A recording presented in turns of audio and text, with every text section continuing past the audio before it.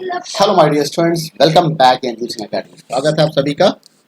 जैसा कि मैंने पिछले वीडियो में आपको चैप्टर 3 पाइथन फंडामेंटल्स क्लास 11 के सॉल्यूशंस बताए थे और वहां पे हमने क्वेश्चन 5 तक डिस्कस किए थे। आज हम उसके आगे के क्वेश्चंस का सॉल्यूशन देखेंगे। तो सबसे पहले हम type A short question answers को देख रहे हैं।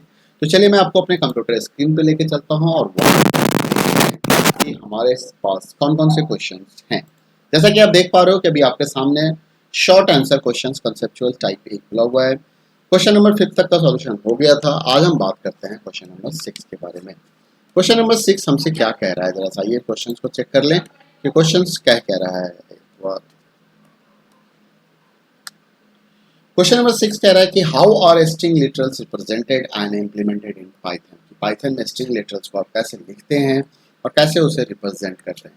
देखिए, स्ट्रिंग लिटरल्स को लिखने के लिए हमें क्या करना होता है पाइथन के अंदर में, या तो हम सिंगल कोट का इस्तेमाल करते हैं, या हम डबल कोट्स का इस्तेमाल करते हैं, या हम ट्रिपल कोट्स का इस्तेमाल कर सकते हैं। वो ट्रिपल कोट्स हमारा सिंगल भी हो सकता है, वो ट्रिपल कोट्स हमारा डबल भी हो सकता है, यानी कि डबल ट्रिपल कोट्स आप कह लो या सिंगल ट्रिपल कोट्स आप कह लो। इस तरीके से आप स्ट्रिंग को कुछ भी लिख सकते हो। स्ट्रिंग का मतलब होता है set of characters, any alphanumeric characters can be, symbol, digit, कुछ भी लिखो उसके अंदर में। ठीक है, तो ये हम इस तरह से इम्प्लीमेंट इन पाइथन कैसे करते हैं मैंने आपको बता दिया। एग्जाम्पल के तौर पे आप देख सकते हो। जैसे एग्जाम्पल की हम बात करें तो यहाँ पे आपको एग्जाम्पल्स में बता देता हूँ। जैसे मान लीजिए मैंने ये वन स्ट्रिंग हो गया एक लेटर का, यहाँ पे मैंने किया हेलो। ठीक है, ये दूसरा स्ट्रिंग हो गया हमारा। मल्टी लाइन स्ट्रिंग अगर लिखना है तो सिंगल कोट्स के अंदर में सिंगल ट्रिपल कोट्स आप लिख के, और यहाँ पे आप मल्टी लाइन स्ट्रिंग भी लिख सकते हो। जैसे मैंने लिख दिया Apple is very good fruit. ठीक है, तो इस तरीके से आप मल्टी लाइन्स भी स्ट्रिंग लिख सकते हो ट्रिपल कोट्स का इस्तेमाल करके। नेक्स्ट क्वेश्चन नंबर 6 के बजाय नेक्स्ट क्वेश्चन को देखते हैं। क्वेश्चन नंबर 7 को देखते हैं। क्वेश्चन नंबर 7 के लिए आपको आना पड़ेगा what is which of this not a legal numeric type in a Python. तो ये क्वेश्चन ये हमसे पूछ रहा है कि इसमें से कौन सा है जो पाइथन का लीगल टाइप नहीं है। तो इंटीजर एक लीगल टाइप होता है पाइथन में, फ्लोट भी एक लीगल टाइप होता है पाइथन में। लेकिन अगर आप इसको देखेंगे, डेसिमल्स को देखेंगे, तो वो हमारा लीगल टाइप नहीं है। डेसिमल्स के अंदर अगर हम देखें तो this is not all legal types in Python. ठीक है, तो हमें उसके लिए क्या करना होगा, डेसिमल से जो आंसर आएगा वो आंसर हो गया decimal is not a legal types. Which argument of print would you set for. आप कहता है कि प्रिंट्स के कौन से आर्गूमेंट आप यूज करते हो। डिफॉल्ट सेपरेटर को लिखा रिप्रेजेंट करने के लिए हम स्टैप आर्गूमेंट का यूज करते हैं। Printing the follow line current line, इसके लिए हम एंड आर्गूमेंट को यूज करते हैं प्रिंट के अंदर में। सैप इक्वल टू आप जो भी वैल्यू दोगे बाय डिफॉल्ट ये स्पेस होता है, यहाँ पे आप कोई सिंबल दे सकते हो। तो ऐसे केस में अगर आप प्रिंट स्टेटमेंट यूज करते हैं, आपने लिखा प्रिंट 5,6, तो जो आउटपुट हो जाएगा वो $5 हो जाएगा, क्योंकि यहाँ पे कॉमा से आपने वैल्यू को सेपरेट किया। तो सेपरेटर के तौर पे हमने बता दिया कि डॉलर सिंबल यूज करो, तो वो $5 हो जाएगा। एंड की बात करें तो बाय डिफॉल्ट इसकी वैल्यू स्लैश एन होती है। आप इसे चेंज कर सकते हैं, आप स्लैश एन की जगह पे कुछ और डाल दीजिए। तो वो कर्सर नॉर्मली प्रिंट स्टेटमेंट क्या करता है, प्रिंट करने के बाद कर्सर को नीचे वाले लाइन में ट्रांसफर कर देता है। ऐसा करने के बाद वो नीचे वाले लाइन पर ट्रांसफर नहीं करेगा। ठीक है, क्वेश्चन नंबर 9 को देखते हैं। क्वेश्चन नंबर 9 क्या कहता है, what are operators, what is there functions, give example of some unary and binary operator. अगर हम ऑपरेटर की बात करें तो ऑपरेटर क्या है, एक्चुअली जब कभी भी आप कोई एक्सप्रेशंस लिखोगे, कोई फॉर्मूला लिखोगे, तो वहां पे आपको ऑपरेटर की रिक्वायरमेंट होती है। तो operators are the things which take some actions on the operands, या operators works upon the operands. ठीक है, किसी तरह के कैलकुलेशंस में हमें ऑपरेटर की रिक्वायरमेंट होती है। इसके फंक्शंस हैं कैलकुलेशंस में हेल्प करना, ऑपरेशंस कराना। यूनरी और बाइनरी का मतलब, यूनरी का मतलब होता है ऐसे ऑपरेटर जिसको सिर्फ एक ही ऑपरेंड चाहिए। बाइनरी का मतलब होता है ऐसे ऑपरेटर जिसको कि दो ऑपरेंड चाहिए। अगर हम यूनरी की बात करें तो unary plus, unary minus, complements operator, not operator, ये सारे हमारे यूनरी ऑपरेटर है। बाइनरी की बात करें तो इसके अलावा जितने भी ऑपरेटर हैं, चाहे प्लस हो, माइनस हो, मल्टीप्लाई हो, लेस देन हो, ग्रेटर देन हो, एंड और, ठीक है, ये सारे हमारे क्या हैं, बाइनरी ऑपरेटर कहलाते हैं। ठीक है, what is the expressions and statement. देखिए एक चीज ध्यान रखिएगा, जब कभी भी आप कोई एक्सप्रेशंस लिखते हैं तो एक्सप्रेशंस इवेलुएट होता है, और इवेलुएट होने के बाद हमें एक रिजल्ट प्रोवाइड करता है। स्टेटमेंट एक ऐसा स्टेटमेंट होता है जहां पे रिजल्ट्स नहीं मिलता है, लेकिन एवेल्यूएट तो वो भी मतलब एग्जीक्यूट तो वो भी करेगा, लेकिन इवैल्यूएशन की बात नहीं होती है, वहाँ रिजल्ट नहीं मिलता है। जैसे आपने लिखा प्रिंट एक्स, तो प्रिंट एक्स हमारा स्टेटमेंट हो जाएगा, लेकिन अगर आपने लिखा x equal to y plus z, तो ये आपका एक एक्सप्रेशन होगा जहाँ पे कुछ कैलकुलेशंस होके उसकी वैल्यू एक्स को दी जाएगी। ठीक है। What all components can a Python programme contain, अगर एक पाइथन प्रोग्राम के अंदर देखा जाए तो क्या क्या कंटेंट होता है, क्या क्या पाइथन प्रोग्राम्स के अंदर होता है। अगर पाइथन प्रोग्राम्स को देखोगे तो उसके अंदर में कमेंट्स होते हैं, उसके अंदर में इंस्ट्रक्शंस होते हैं, स्टेटमेंट होते हैं, उसके अंदर में ब्लॉक होते हैं, उसके अंदर में फंक्शंस की कोडिंग होती है, इंडेंटेशंस होते हैं। तो ये सारे कुछ कंपोनेंट्स हैं जो एक पाइथन प्रोग्राम के अंदर देखा जाता है। ठीक है। तो क्या क्या कंपोनेंट्स आ जाएंगे, तो कंपोनेंट्स आ गए हमारे लिए वहाँ पे क्या क्या पाइथन प्रोग्राम्स के अंदर हो गए। आप यहाँ पे कमेंट लिख दीजिए, सबसे पहले कमेंट का पार्ट आ गया।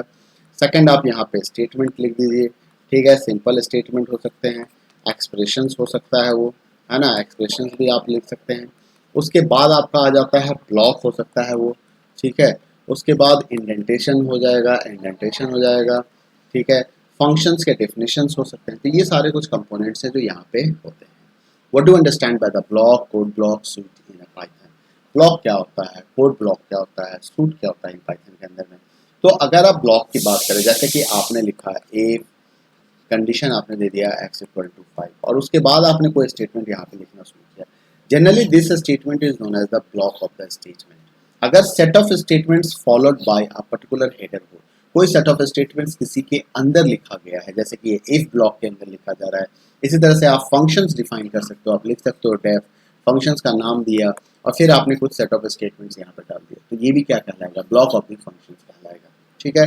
तो group of statements are written indented, आप इसको ऐसे कह सकते हो, indented text, indented statements are known as the block, code block और सूट इन पाइथन।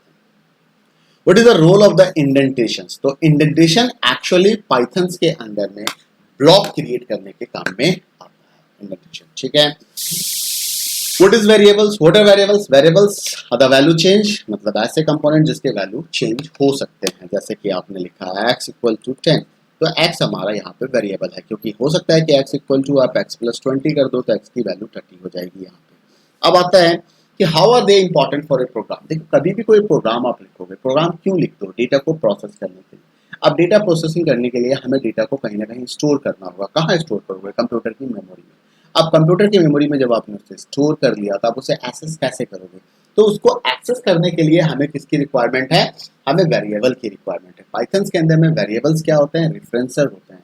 वो मेमोरी लोकेशंस को रिफरेंस करते हैं, उसको पॉइंट करके रखते हैं, और आप वेरिएबल की मदद से क्या करते हो, उस पर्टिकुलर मेमोरी लोकेशन को यूज करते हो, एक्सेस करते हो, वैल्यू को रीड करने के लिए या वैल्यू को राइट करने के लिए। तो उसके लिए हमें वेरिएबल की रिक्वायरमेंट होती है।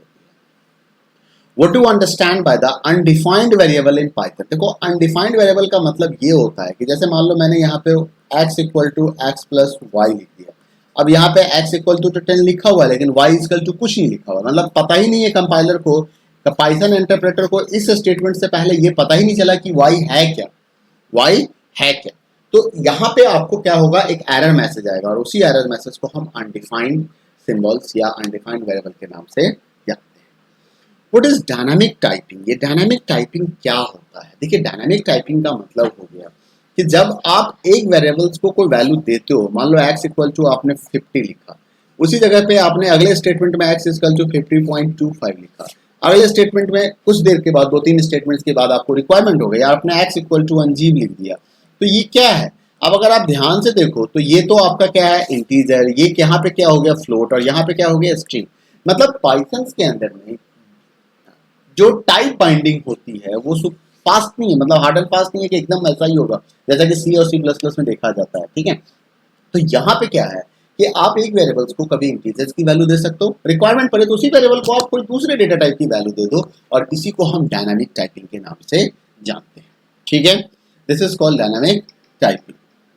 इसके बाद आता है इसके बाद नेक्स्ट क्वेश्चन है हमारे पास, what would be following code to. अब ये कोड क्या करेगा, इसको चेन असाइनमेंट कहते हैं। ये क्या करेगा, x की वैल्यू भी 7 हो जाएगा और यहाँ पे y की वैल्यू भी 7 हो जाएगा। ठीक है। What error in this code, अब यहाँ पे क्या है, वेरिएबल्स की एरर्स आ जाएंगे। ठीक है। जैसे हमने यहाँ पे 2 वेरिएबल मेंशन कर दिए बट वैल्यू तो हमने एक ही दिया है, तो नॉर्मली क्या होता है, इसको टेक्निकली भाषा में इसको अनपैक करना कहते हैं, टेक्निकल भाषा में इसे अनपैक करना कहते हैं। ये टपल्स के साथ होता है कि टपल को हम अनपैक करते हैं, एक टपल की वैल्यू को हम मल्टीपल वेरिएबल्स को अनपैक करके एक एक वैल्यू दे देते हैं, ठीक है।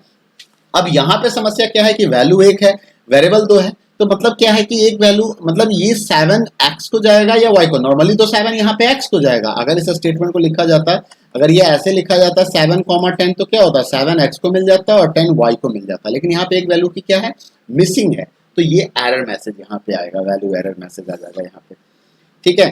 Following variable differences creating a problem. अब यहाँ पे कह रहा है कि एक प्रॉब्लम आ गई। यहाँ पे दो रीजन है इसके पीछे। पहला तो ये है कि किसी भी इंटीजर वैल्यू को अगर हम 281 को देखें, देखो एक चीज आपको ध्यान करना होगा, इंटीजर पाइथन में तीन तरीके से लिखे जाते हैं। एक हमारा डेसिमल इंटीजर होता है, दूसरा हमारा ऑक्टल इंटीजर होता है, तीसरा हमारा हेक्साडेसिमल इंटीजर होता है।